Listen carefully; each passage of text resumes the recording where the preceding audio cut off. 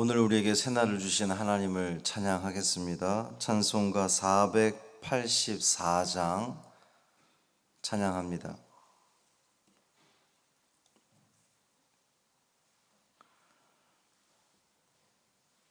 찬송 484장 내 맘의 주여 소망되소서 찬양함으로 새벽 기도회를 시작하겠습니다.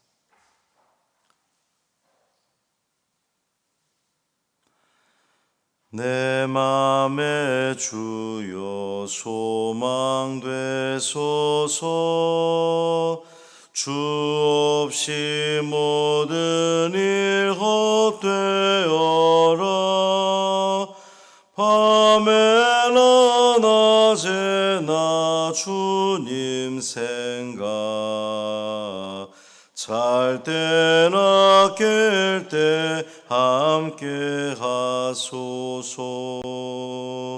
지혜의 주여 말씀으로서 언제나 내 안에 계십소서 주는 내 아버지 나는 아들 주 안에 내가 늘 함께하네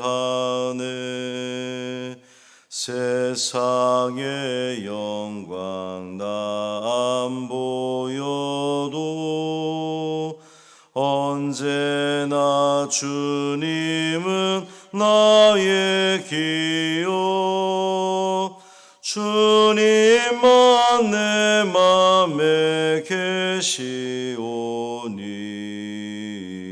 영원한 주님 참 귀하셔라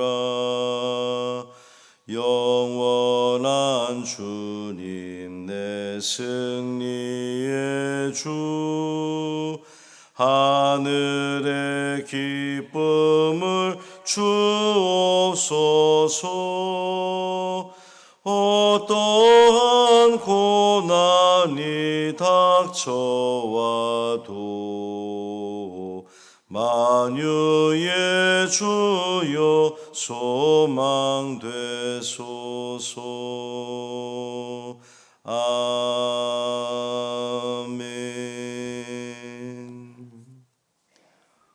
사도신경으로 우리의 신앙을 고백하겠습니다.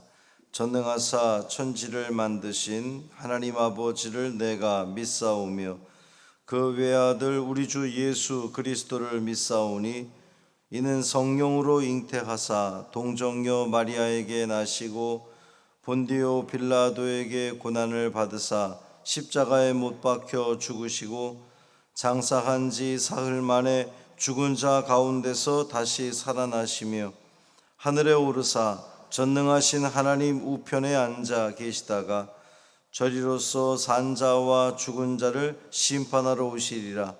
성령을 믿사오며 거룩한 공회와 성도가 서로 교통하는 것과 죄를 사하여 주시는 것과 몸이 다시 사는 것과 영원히 사는 것을 믿사옵나이다. 아멘. 욥기 14장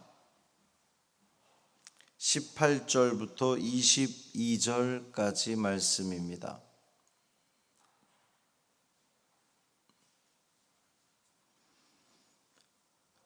욥기 14장 18절부터 22절까지 말씀 함께 읽겠습니다. 무너지는 산은 반드시 흩어지고 바위는 그 자리에서 옮겨가고 물은 돌을 닳게 하고 넘치는 물은 땅의 티끌을 씻어버리나이다. 이와 같이 주께서는 사람의 희망을 끊으시나이다. 주께서 사람을 영원히 이기셔서 떠나게 하시며 그의 얼굴빛을 변하게 하시고 쫓아 보내시오니 그의 아들들이 존귀하게 되어도 그가 알지 못하며 그들이 비천하게 되어도 그가 깨닫지 못하나이다. 다만 그의 살이 아프고 그의 영혼이 애곡할 뿐이니이다. 아멘. 이 말씀 하나님 말씀입니다. 한 주를 시작하는 월요일입니다. 주님이 내 안에 계십니다. 그러니까 우리는 희망이 있습니다. 소망이 있습니다. 오늘 두렵고 떨리는 마음으로 시작하는 이 하루가 주님이 채워주시는 아름다운 빛깔들로 더욱 빛을 발하는 오늘이 되기를 주님의 이름으로 축원합니다. 우리는 이렇게 희망을 이야기하는데 왜 자꾸 월요일 아침마다 절망적인 대목이 걸리는지 모르겠어요. 욥은 희망을 끊으시는 하나님을 이야기하고 있어요. 오늘 본문을 이렇게 읽다 보면 참 해도 너무하네 이런 생각이 저는 들었습니다. 아무리 그만큼 고통스럽다는 거겠죠. 얼마나 고통스러웠으면 하나님이 희망을 끊으신다고 표현하는 거예요. 뿐만 아니라 오늘 이 욥의 이 표현들이 상당히 격합니다. 하나님을 향해서 이렇게 조소를 날리는 것 같은, 아유 희망을 끊으신 하나님 뭐 이러면서 얼마나, 한편으로는 얼마나 고통스러우면 이렇게까지 표현을 할까 싶기도 하면서 굉장한 아쉬움이 남습니다.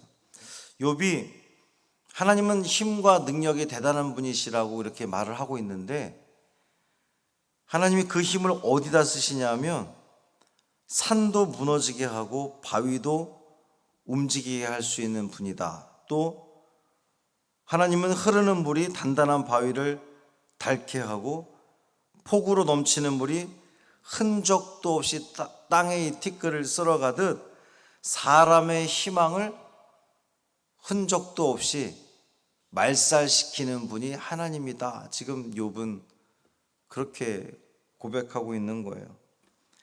그러니까 하나님의 주권을 이야기하는 겁니다. 이 세상 천지 만물을 다스리시는 하나님의 그 주권적인 통치, 하나님의 섭리를 이야기하는 건데 상당히 부정적이죠. 오늘 표현이 그렇습니다. 굉장히 부정적입니다. 파괴적인 하나님을 계속 이야기를 하는 거예요. 모든 것을 창조하신 분이 이 천지 만물을 다 그렇게 애써서 조성하신 분이 당신이 만든 세계와 질서를 다 파괴해 버리신다는 거예요. 사람의 희망마저 끊고 계시다는 거죠. 여러분, 희망이 끊긴 사람 어떻습니까? 희망이 다 끊어진 사람, 절망으로 가득한 얼굴로 쫓겨나듯 죽음의 세계로 내몰리는 것을 욥은 지금 이야기를 하는 겁니다. 희망이 끊긴 사람, 죽은 거나 마찬가지라는 거죠. 살았으나 죽은 것 같은. 또 그러고 보면 우리 성도들 가운데도 이 대목, 이 욥의 고백이 아주 절절하게 본인에게 동감이 되는 그런 성도들도 있을 거예요. 너무나 고통스럽고 힘들어서 희망이 끊어진 것 같은, 그래서 내가 죽음으로 나를 하나님이 내몬 것 같은 그러한 심정으로 살아가는 이들도 분명히 있을 것 같습니다. 죽음을 맞이한 사람들은 산자들의 세계와 단절된다고 지금 욥은 이야기하고 있어요. 이제 우리 이 한국인의 그 옛날 정서로 보면 죽은 사람은 산 사람 일에 모른다고 생각을 하나요? 우리 한국인의 정서, 그 옛날 조상님들이, 심지어 우리는 그렇지 않지만 교회를 다니지 않는 분들은 그 때때로 제사를 드릴 때에 거기다가 뭐 국도 떠놓고 밥숟갈 꽂아놓고 뭐 평상시 담배를 즐겨 태우신 분들은 담배까지 이렇게 붙여가지고 올려놓고 이러잖아요. 그러니까 죽은 사람이 거기에 와서 잡숫고 가시고 담배 태우고 가시고 다 이제 그렇다는 건데, 오늘 본문이 말하는 욥은 죽은 자는 산 자들과 완전히 단절되었다고 이야기를 해요. 그래서 사랑하는 아들들이 존귀하게 되었는지 비천하게 되었는지조차도 모른다. 우리 한국인의 정서는 다 안다고 생각을 하니까는 조상들한테 빌고 이제 그러는 건데, 죽음의 세계는 소중한 사람들과의 이 접촉이 단절되는 절망의 공간이라는 거죠. 그러니까 이 땅에서 아무리 기쁘고 슬픈 일이 있다 할지라도 죽음의 세계에서는 관심 밖의 영역이라고 이야기를 하는 겁니다. 그러니까 희망이 없는 사람의 삶은 죽은 사람과 마찬가지다는 거죠. 또 한편으로는 이게 동의가 되는 부분이, 희망이 없는 사람은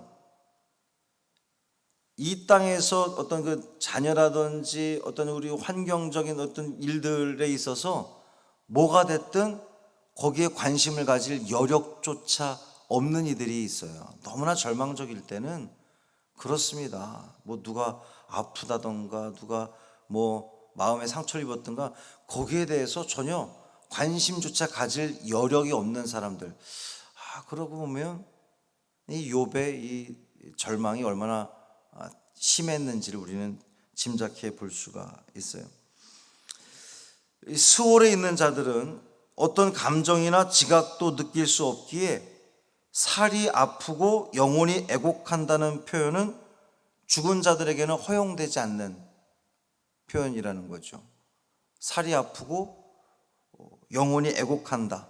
죽은 자들에게는 필요 없는 그런 이야기라는 겁니다. 욥이 이렇게 표현한 것은 희망이 없는 자신의 삶을 죽은 사람과 이제 동일시 지금 하고 있는 거예요. 희망이 끊어지고 죽음의 세계로 내려가는 이 문턱 앞에서 욥은 이미 자기 자신이 죽은 자의 길에 들어섰다고 지금 이렇게 보는 거죠. 욥과 같은 이 재앙을 경험하지 않는다 할지라도 모든 인간들의 마지막은 죽음이다 라고 하는 사실은 살면서 부자였던 가난한 사람이었던 다 똑같은, 죽음 앞에서는 다 평준화 되는 거죠. 그런데 하나님의 백성은요, 어제도 말씀 가운데 드렸지만 죽음이 끝이 아니라는 것을 믿는 사람들입니다.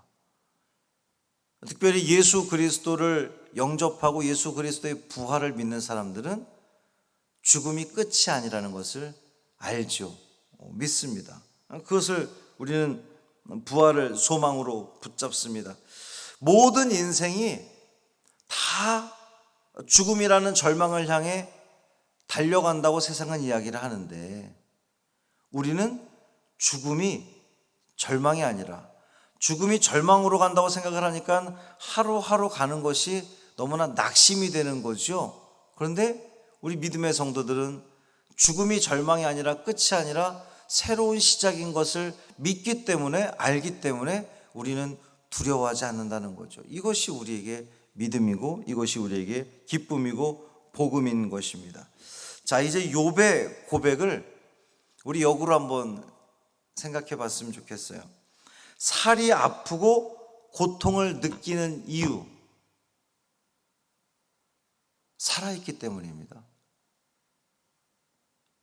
우리가 고통을 느끼고 막 내 살이 아프고, 이유는 살아있기 때문이에요. 살아있다는 증거입니다. 죽은 자는 고통을 느끼지 못하지요. 내가 고통을 느낀다는 것은 살아있음을 증명하는 거고요, 내 삶에 문제가 있다는 것도 내가 살아있다는 증거입니다.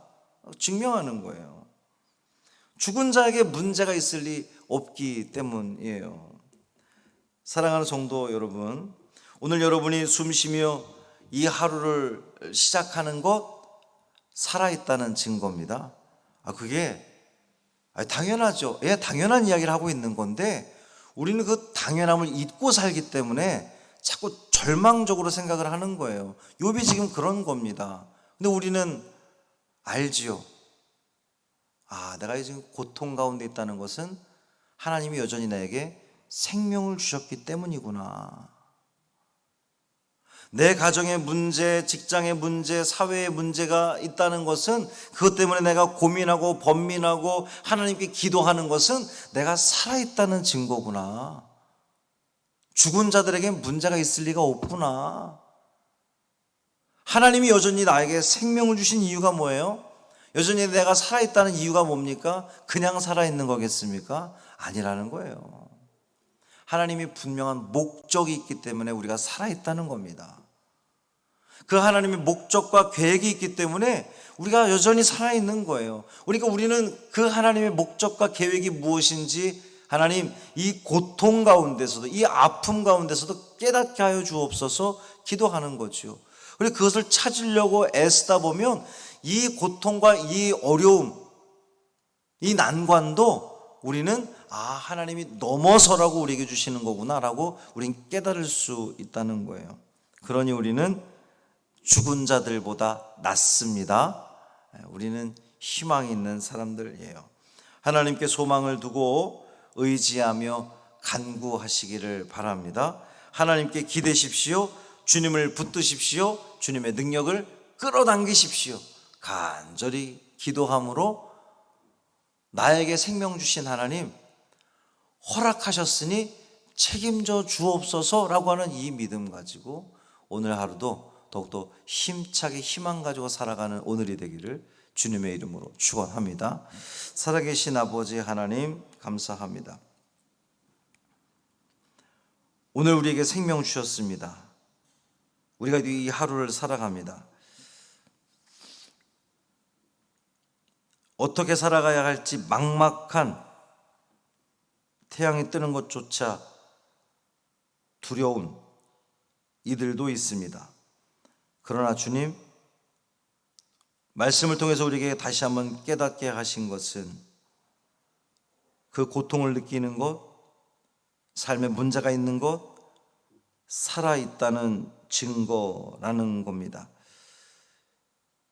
이 당연한 사실을 우리에게 다시 한번 깨닫게 하셨으니 이 삶을 소망을 가지고 믿음을 가지고 하나님의 섭리 가운데 이 모든 일들이 행해진다는 것을 우리가 깨닫고 믿음을 가지고 넘어서는 우리가 되게 하여 주옵소서. 소망을 잃지 않게 하시고 희망을 놓지 않게 하여 주시고, 그래서 이 모든 어려움 뒤에 그 어려움 넘어 있는 하나님의 은혜와 하나님의 복을 반드시 가져오며 누리는 우리 믿음의 자녀들로 삼아 주옵소서.